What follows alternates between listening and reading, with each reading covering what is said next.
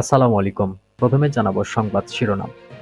জলবায়ু সংকট মোকাবেলায় নতুন অর্থনৈতিক কাঠামোর আহ্বান ডক্টর মোহাম্মদ ইউনূসের। উপদেষ্টাদের বিষয়ে জনগণের অনাগ্রহ থাকলে খতিয়ে দেখব বলছেন মাহফুজ আলম। অভ্যুত্থান ব্যর্থ করতে চাইলে চূড়ান্ত বিপ্লবের ডাক আসবে বলছেন আসিফ মাহমুদ। এবং সর্বশেষ জানাবো শিক্ষার্থীদের ঝরে পড়া রোধে খাবার কর্মসূচি চালু হবে বলছেন উপদেষ্টা। শুনছিলেন শিরোনাম, এবারে থাকছে বিস্তারিত। জলবায়ু সংকট মোকাবেলায় নতুন অর্থনৈতিক কাঠামোর আহ্বান ডক্টর মোহাম্মদ ইউনূসের। জলবায়ু সংকট মোকাবেলায় এবং পৃথিবী ও মানুষের জন্য কল্যাণকর সভ্যতার জন্য নতুন একটি অর্থনৈতিক কাঠামো গড়ার আহ্বান জানিয়েছেন প্রধান উপদেষ্টা অধ্যাপক ডক্টর মোহাম্মদ ইউনূস। বুধবার জাতিসংঘ মহাসচিব অ্যান্তোনিও গুতেরেসের সঙ্গে এলডিসি উচ্চ পর্যায়ের বৈঠকে প্রধান উপদেষ্টা এই আহ্বান জানান। আজারবাইজানের রাজধানী বাকুতে COP29 সম্মেলনের ফাঁকে এই বৈঠক অনুষ্ঠিত হয়। রুদ্ধদ্বার বৈঠকে 5টি প্রধান জলবায়ু ঝুঁকিপূর্ণ স্বল্পোন্নত দেশ নেপাল, মালাউই, গাম্বিয়া, লাইবেরিয়া এবং বাংলাদেশের নেতারা যোগ দেন।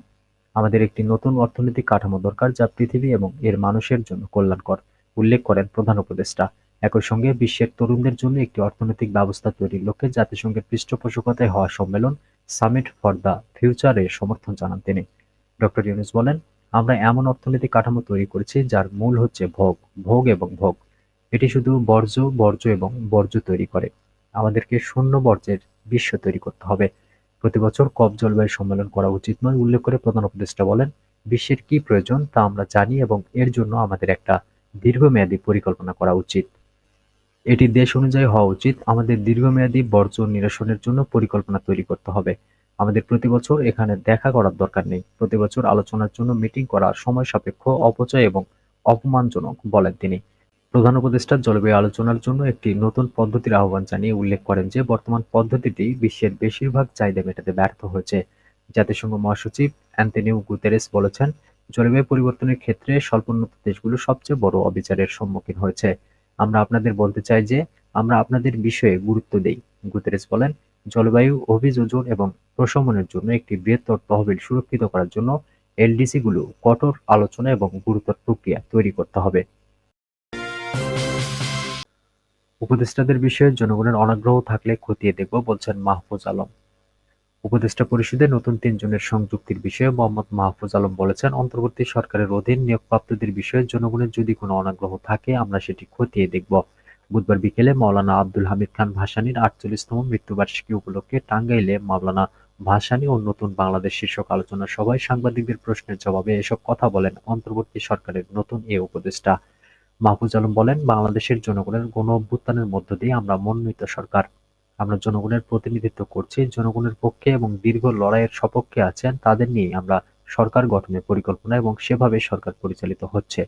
তিনি বলেন, আমরা মনে করি যে যাদের নিয়োগ দেওয়া হয়েছে তারা জনগণের আকাঙ্ক্ষার পক্ষেই থাকবেন। তারপরে যদি জনগণের কোনো অসন্তোষ বা অসংকোচ থাকে তাহলে তাদের কাজের মাধ্যমে প্রমাণ হবে যে তারা জনগণের পক্ষে আছেন।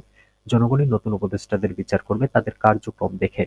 এ সময় মাহফুজ দাবি করেন, অন্তর্বর্তী সরকারের অনেকগুলো গুরুত্বপূর্ণ বিষয় ছিল। আমরা চেষ্টা করেছি এবং বেশিরভাগই আমরা পূরণ করতে পেরেছি। আর জনগণই বিচার করবে আমাদের কার্যক্রম দেখে। প্রসঙ্গত, অন্তর্বর্তী সরকারের উপদেষ্টা পরিষদের সদস্য হিসেবে আরও ৩ জন যুক্ত হয়েছেন। তারা হলেন প্রধান উপদেষ্টার বিশেষ সহকারী মাহফুজ আলম, চলচ্চিত্র নির্মাতা মোস্তফা সরোয়ার ফারুকী ও ব্যবসায়ী শেখ বশির উদ্দিন। গত ১০ নভেম্বর সন্ধ্যা ৭:৩০টার দিকে বঙ্গভবনে তারা শপথ নেন। এরপর নতুন নিয়োগ পাওয়া উপদেষ্টাদের নিয়ে ক্ষোভ প্রকাশ করেছেন কেউ কেউ। আবার কেউ কেউ উপদেষ্টা বাছাইয়ের ক্ষেত্রে অঞ্চলপ্রীতিরও অভিযোগ তুলেছেন। এদের মধ্যে মোস্তফা সরোয়ার ফারুকী ও শেখ বশির উদ্দিনের নিয়োগ নিয়ে অসন্তোষ প্রকাশ করেছেন বৈষম্য বিরোধী ছাত্র আন্দোলনের অন্যতম ২ সমন্বয়ক সার্জিস আলম ও হাসনাত আব্দুল্লাহ। তাদের নেতৃত্বে বিক্ষোভ মিছিলও করেছে বৈষম্য বিরোধী ছাত্র জনতা। অভ্যুত্থান ব্যর্থ করতে চাইলে চূড়ান্ত বিপ্লবের ডাক আসবে বলছেন আসিফ মাহমুদ। ছাত্র জনতার গণ-অভ্যুত্থানকে যারা ব্যর্থ করতে চাইবে তাদের বিরুদ্ধে চূড়ান্ত বিপ্লবের ডাক আসবে বলে হুঁশিয়ারি দিয়েছেন যুব ও ক্রীড়া উপদেষ্টা আসিফ মাহমুদ। মাওলানা আব্দুল হামিদ খান ভাসানীর ৪৮তম মৃত্যুবার্ষিকী উপলক্ষে বুধবার বিকেলে টাঙ্গাইলে মাওলানা ভাসানী ও নতুন বাংলাদেশ শীর্ষক আলোচনা সভায় এ হুঁশিয়ারি দেন তিনি। এরপর নিজের ভেরিফাইড পেজে সেই বক্তব্যের একটি ফটোকার্ড শেয়ার করেন আসিফ মাহমুদ। আসিফ মাহমুদ ওই পোস্টে লিখেছেন, আমরা ৫ই আগস্ট সশস্ত্র বিপ্লবের ডাক দিতে প্রস্তুত ছিলাম। কেউ যদি রক্তস্নাত এই অভ্যুত্থানকে ব্যর্থ করতে চায়, চূড়ান্ত বিপ্লবের ডাক আসবে তাদের বিরুদ্ধেই। ধারণা করা হচ্ছে, অন্তর্বর্তী সরকার এবং অভ্যুত্থানের সঙ্গে সংশ্লিষ্টদের বিষয়ে যারা বিভিন্নভাবে প্রশ্ন তুলে অভ্যুত্থান ব্যর্থ করার প্রচেষ্টা চালাচ্ছেন তাদের বিরুদ্ধে চূড়ান্ত বিপ্লবের ডাক দেওয়ার হুঁশিয়ারি দিয়েছেন তিনি। এছাড়া আলোচনা সভায় অংশগ্রহণের পর নতুন উপদেষ্টা নিয়োগের বিষয়ে করা সাংবাদিকদের এই প্রশ্নের জবাবে আসিফ মাহমুদ বলেন, আমরা মনে করি যে যাদের নিয়োগ দেওয়া হয়েছে তারা জনগণের আকাঙ্ক্ষার পক্ষেই থাকবেন। আপনারা এই সরকারের উপর আস্থা রাখতে পারেন। এই সরকার জনগণের আকাঙ্ক্ষা বাস্তবায়ন করবেন এবং যারা নিয়োগপ্রাপ্ত হচ্ছেন তারাও এই আকাঙ্ক্ষা বাস্তবায়নের মধ্যে শামিল হবেন।